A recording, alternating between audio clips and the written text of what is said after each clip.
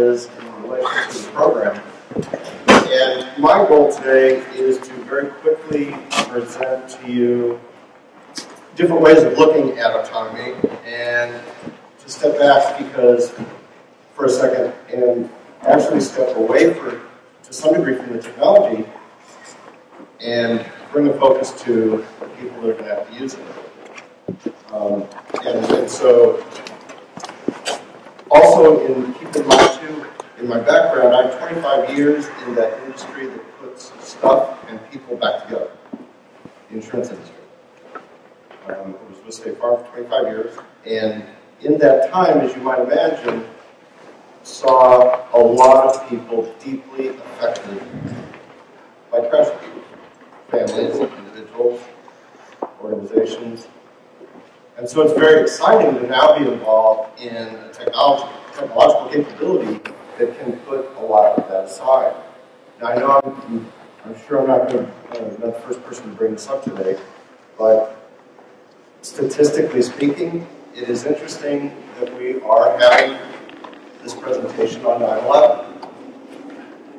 Because with all of the news media about remembering what happened in New York and the trade centers, and yet we repeat that fatality count every 24 hours.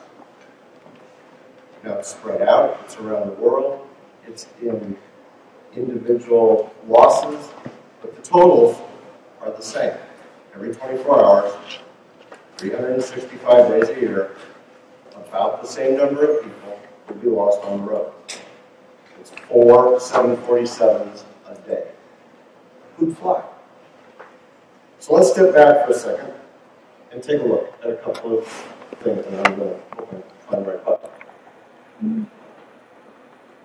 Bill Ford coined the phrase, the new era of mobility.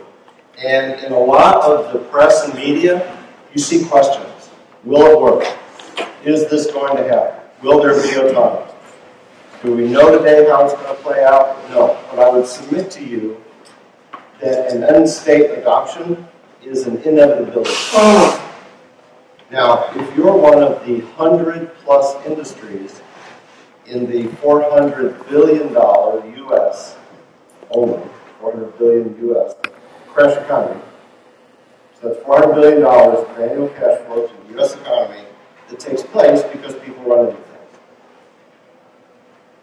And I'm not saying that that should continue by any stretch, but this is the definition of an exponential disruptive shift. Still, I think the adoption and achieving the results that we want, simply inevitable. Advanced transportation systems have been the cornerstone of every advanced civilization. The very first congestion mitigation laws were actually drafted by Julius Caesar.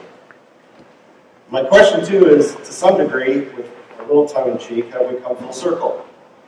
After all, our very first vehicles were autonomous, self-driving. People knew not to run into things. Then we started giving the control over to some animals, and it became control back and forth between the operator and the drivetrain in a cooperative mode.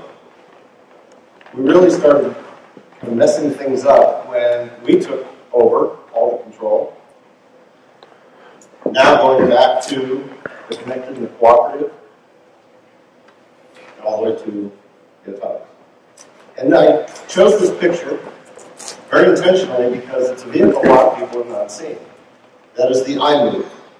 Everybody's familiar with the autonomous vehicles running around with a large search engine out in mountain view. These are the other guys. So this is a working prototype of Apple's car. And of course, we've always had distracted driving. And as long as we've had to have been attentive and in control, we've lost attention and caused problems.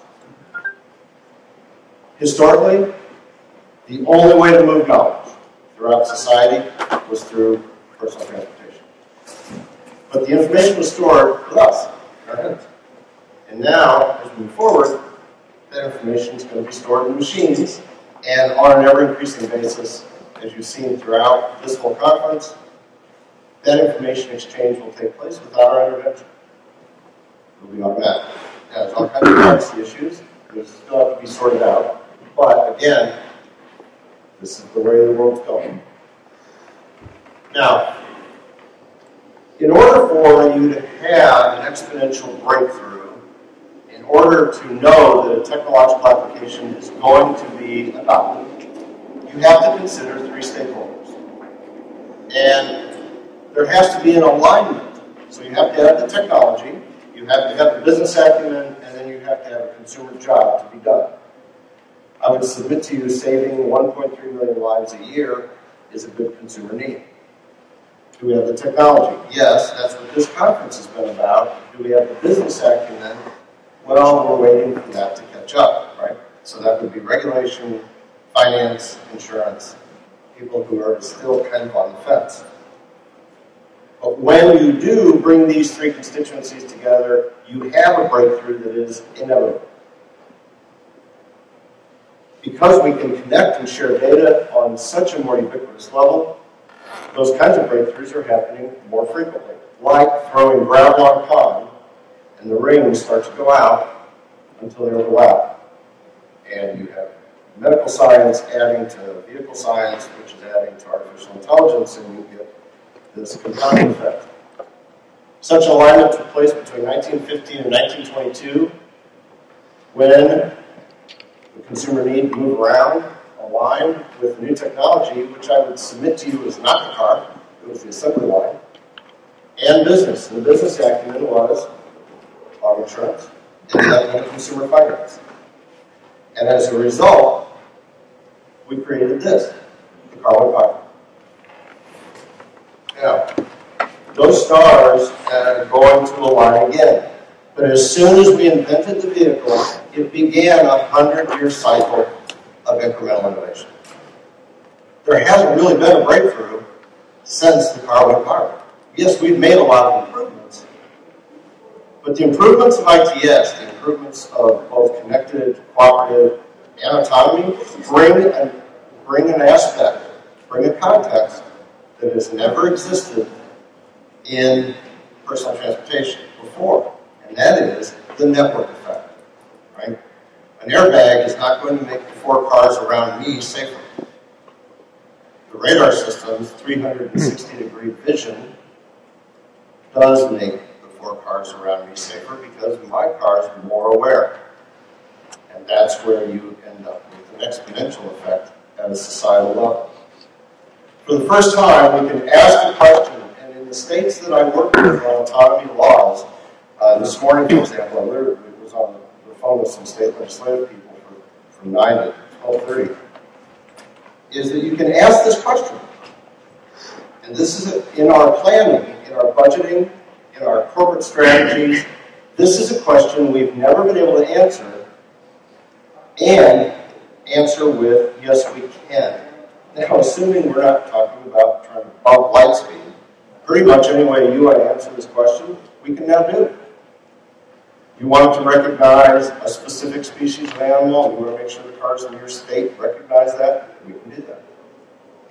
Do you want to, when do you want to mandate an autonomous override like in here? At what point do you no longer need a driver's license? These are the questions, because this technology is moving so fast, these are questions the states really need to take up now. Nobody outside of you all, those of us in the field, are better positioned to help answer this question. Because, again, if we want to make sure our cars, our vehicles, accomplish these things, we just have to design. It's a matter of cost. And in the world of perception systems, computational autonomous control systems, it's very important to remember that we're running at about 2 times Moore's law. In other words, the collapse in cost per unit for the technologies is running about 2 times Moore's law. It started in 2010, which is going to make it more affordable and more adoptable at a much faster pace than a lot of the experts are proclaiming. Now I want to, in respect to everybody else's time, I'm going to jump ahead here because I want to get to something that hopefully will be a little bit new information. Second here. Okay. So human vision is about 30 meters. We have our peripheral vision. With autonomous and perception systems, we can extend that to 300 meters, 360 degrees. So, of course, things are going to get better, right? Well, what you hear the industries affected by this saying repeatedly is, we don't have any data. We don't really know. Well, here we do. This is the impact point on the vehicle, the person. Reported and unreported crashes. This is the percent of those incidents where that part of the car is the point of impact. In the 100-year history of auto insurance and property damage and collisions, one universal law has always existed. Whenever accident frequency goes down, the severity of the incident remaining go up. Healthcare cost, repairability, and frequency only goes down by a minor percent. Here's the early results from 5 OEMs. And if you're in the insurance industry, if you're in the risk management industry, if you are long-term planning for urban architecture, first responders, hospitals, this is earth-shaking.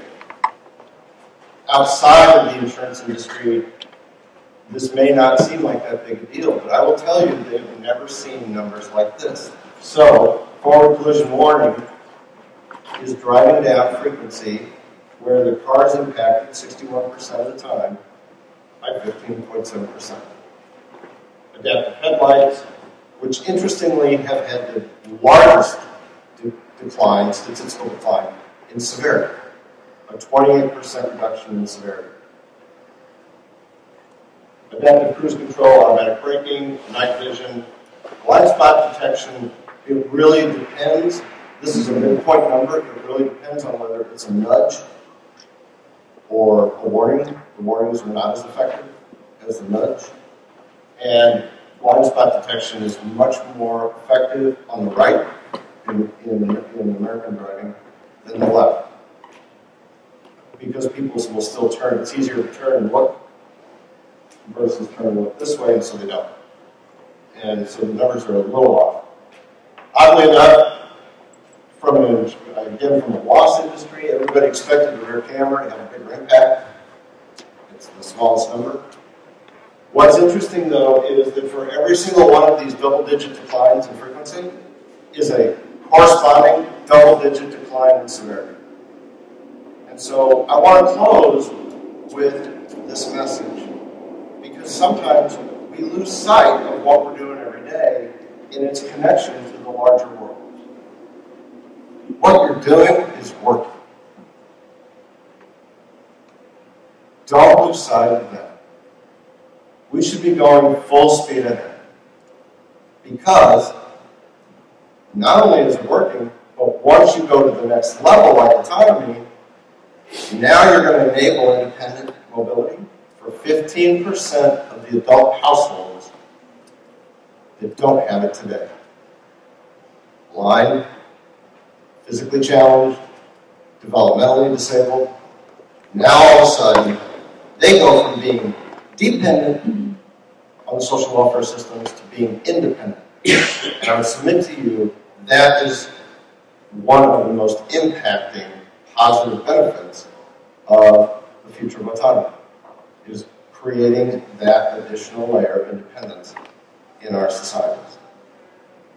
So I will leave with this. Appreciate what you all do every day, and thank you for coming and listening.